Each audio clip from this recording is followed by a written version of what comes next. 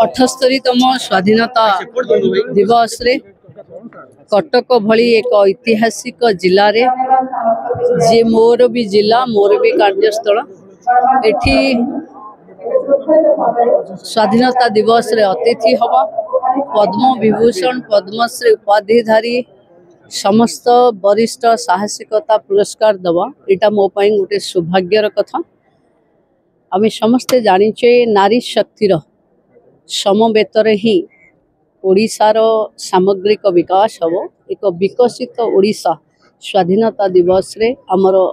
आधार हो यहाँ मोर ये स्वाधीनता दिवस रे समस्त को शुभेच्छा। कटक रे अनेक किछि करिवार अछि पर्यटन रे बारवाटी दुर्ग को ऐतिहासिक मान्यता दबार अछि बाली यात्रा को अंतर्जातिक स्तर एथर कमना जीव एवं कटक रे जेमती बोट क्लब ए सब को गोटे कंग्रिगेटेड डेवलपमेंट करा जीव जेहेतु 60 दिन भितर सरकार तार चूड़ांत रूप नहीं पारिनी से घोषणा सुभद्रा रो फीडबैक आसी आज मत लगुच सेप्टेम्बर 17 रे सुभद्रा मिलिबो